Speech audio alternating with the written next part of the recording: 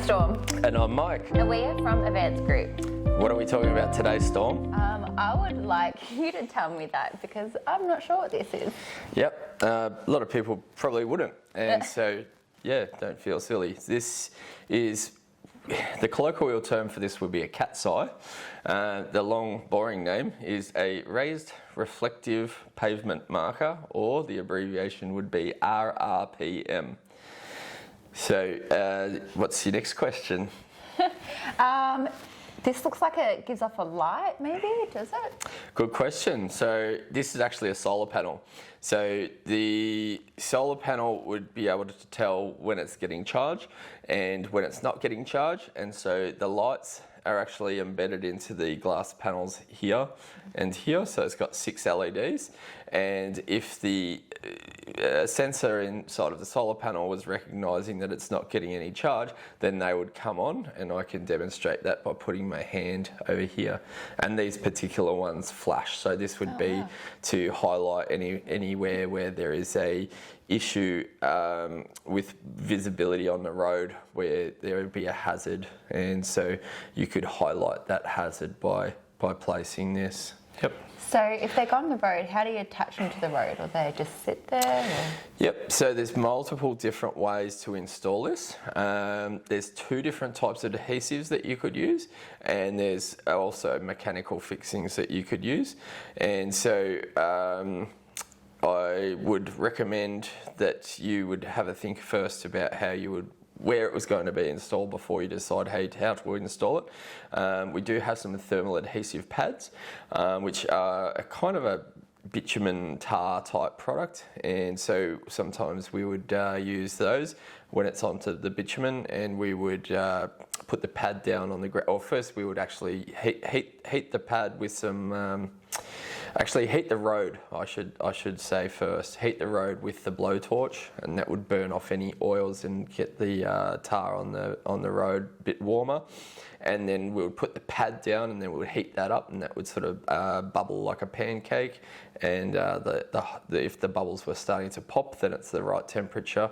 And then you would stick this down onto there, and that would dry within about 60 seconds. So that's a nice, quick and easy way to install it onto the bitumen. However, those pads aren't recommended for using onto the concrete. So if I was using it onto concrete, I could use a 2-part epoxy adhesive, which we also sell.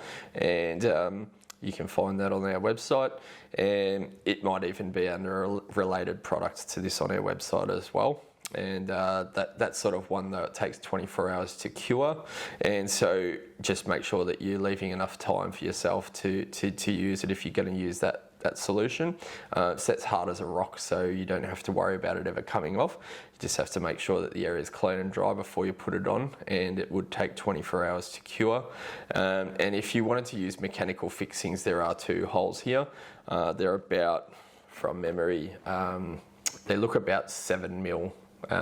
But it could be anywhere between 6.5 to 8 mil holes. So you could use fixings that could go into there.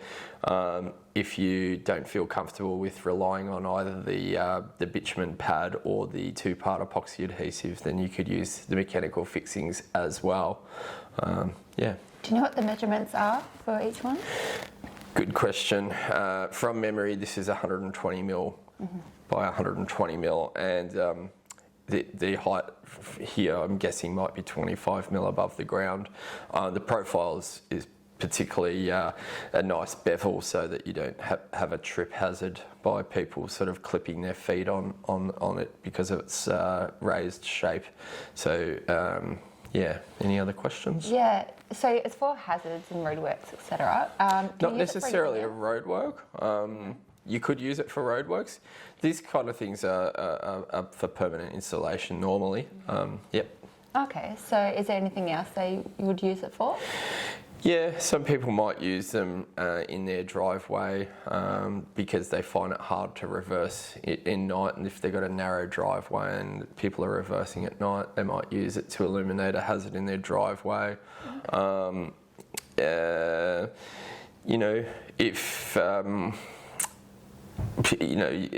you wouldn't necessarily use it in an airport, but someone might find it useful for directing an aeroplane or something like that. It's not very bright, so I probably wouldn't use it for something like that. But, you know, if you were stuck and needed something temporarily, you could possibly, you know, use something like this, I guess.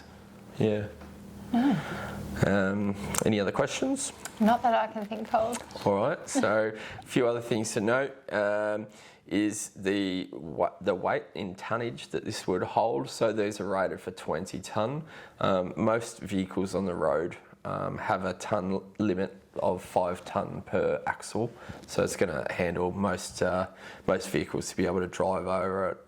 The construction of this is aluminium with some glass, obviously, but it's quite a strong unit. It's designed to last in the outdoors.